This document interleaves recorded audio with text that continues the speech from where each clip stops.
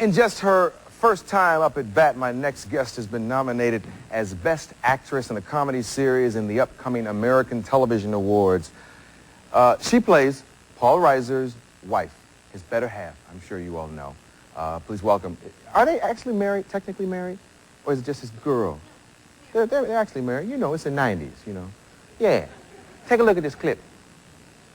I think we should cancel the party. I'm going to call people and let them know. It's 2 o'clock in the morning. I think we should give them some notice. We're not canceling the party. I just don't feel like we should be celebrating in front of Fran and Mark. It's our anniversary. They said they want to be there for us. They're just saying that. That's what I'm saying. I'm just saying what they said. I can only go by what they say. You know, so just relax and just forget it. Go back to sleep, please. How can you sleep through all this? Apparently I can't. God, if this could happen to Fran and Mark, why won't it happen to us? It won't. We're different. How? We're a better couple. Oh, how can you say that? It's true. Come on. Seriously, who would you rather be, them or us? They were the perfect couple. They weren't the perfect couple. They disagreed about everything. They did not. Yes, they did. They not. disagreed about everything. And she criticizes him all the time. She criticizes I criticize you? Not like this, you know, not in that hand-slappy way. Honey, the other day at Empire Szechuan when you went for that last dumpling? No, that wasn't a slap. You were hungry. You did what you had to do.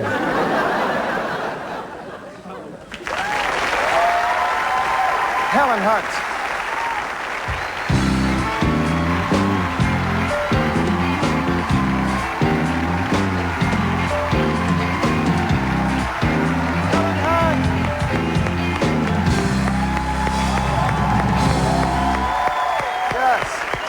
Have a seat.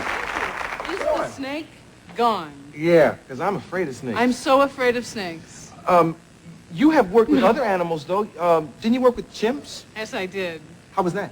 It was better than snakes. Yeah. The first job I ever had, I was 9 years old, and one of the scenes was like a pioneer movie, and I was eating my cornbread and whatever, and in flies a snake into my dinner. And the little boy on the set who had the snake said, "Oh, it's not slimy. It's not." That's what they all say that have a snake. It's slimier than like a dog. Yes. You know, than a golden retriever. It's slimier than that. Could your band be any better? I don't think. They're so cool. Wow. So cool. Yes, John B, Mike, Peter, Chuck, Star Perote. I love it. Those are my co-stars. Those are my Paul Reisers. Wow, they're tremendous. Your name has come up many times here, even though this is our first time meeting. Don Johnson was here, who was the producer of a movie that you did. That's when I realized how versatile you are. Company of Darkness. Right. Let's talk about that a little bit. You were almost as crazy as the guy you were dealing with. Well, I shouldn't say that, but tell them about that experience. It was a movie about a young rookie cop, played by me, who goes undercover to catch this bad guy, and they sort of form this friendship, and she starts to get sucked in by his stuff, his messed up stuff. Yeah, now, he was a nut. Yes. And Played by Steven Weber, a talented nut. Yeah, talented nut. How do you research a situation like that? Not the nut part, but maybe the detective part. The LA Sheriff's Department drove me around and let me ride along on their nightly ride, and I was going to do a ride-along one night, you know, they're making a buy-bust. Oh, yeah. Just these terms I throw around now, you know, buy-bust. And one of the nights was the night of the riot that I was supposed to go with them, and I didn't at the last minute, and I don't think the Breck girl here would have been a big help in the middle of all of that, you know. Yeah. But they were incredibly helpful with me. Yeah. You mentioned terms, and I thought of Erst. Is that it? Did you make that up? No, I didn't. It's studios refer to this thing called Erst, which is unresolved sexual tension. So you have a man and a woman on a TV show, and it takes 5 years to get them into bed. Yeah. It's called Erst. Oh. But you all don't do that. You all just get on the table right and, you know. It's... Yeah, our sexual tension is resolved, like in the first episode, right away. I guess people probably react to you totally, even though you've been around since you were 9, they react totally different to you now on the street. I mean, especially because of the relationship in the show. Yeah, Paul and I were in New York doing some publicity for the show last week, and we were walking down the street, and people couldn't figure it out. Like, there were Paul and Jamie walking down the streets of New York, and a 70-year-old couple will come up and say, "We're just like you," you know? Yeah. But that's like the biggest compliment of the show. We have older couples and younger couples, gay couples, straight couples, and they all say, you know, we identify with your show, and that's really exciting for us. The show is hot and everybody knows who you are, but do you get that occasional person who doesn't know who you are? Have you ever been mistaken for someone else? Well, that occasional Jodie Foster sighting, yes, it does happen. Oh, but people think you look like Jodie Foster? Oh, good reading. I don't appreciate that very much. No, I don't. You don't? Do you think she looks like Jodie Foster? Oh, and I'm a moron? No, not my... I was trying to buy the makings of my Thanksgiving dinner in Connecticut one time, and I had to show this guy my driver's license in order to get out of the store. Like, I had to swear that I wasn't her. She's great, you know. Yeah, but I just never thought of that when I look at you. I'm very glad to hear it.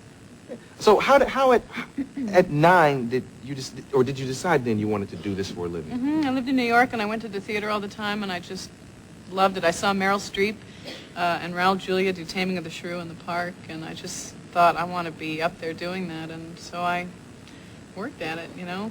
I did this movie called Pioneer Woman when I was 9 years old, and for some reason they decided that little kids said everything twice, so I would like, Mama, Mama, the raft, the raft. Papa, Papa, the Indians, the Indians. Like, they just figure that's how kids talk, so. Watching you and Paul in bed, they're talking,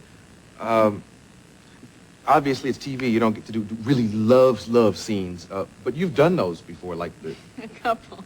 Yeah. They're ridiculous. Oh, really? Well, kind of. You know, like, it's 7 in the morning, and there's electricians standing around with coffee in their hands, and I guess we're going to get into bed now and pretend to like each other. It's maybe the least erotic thing you could possibly think of to do. Who have you made love to that we might know? Oh, I mean, you know, on film. You know him? Yeah, that guy in Section C. I had a love scene with Richard Gere. I had a love scene with Patrick Swayze. Hey, Helen, what makes, I think I know what makes a guy a good lover in real life, but what makes a guy a good lover on screen? Let me think. Probably the opposite of what makes him good in real life. Keep your hands off me, you're a good lover. If you get an erection, I'll kill you. I'll kill you. You know? Yeah, just the opposite, you know? That's right, and they have to sit there and think, you know, think of baseball scores, think of opera plots, think of anything but what I'm doing. Think of Zsa, you know?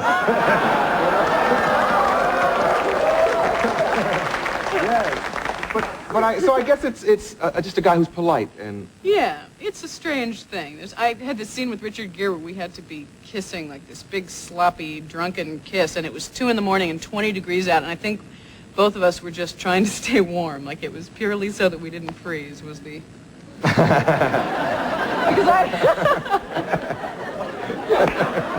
I didn't enjoy it at all.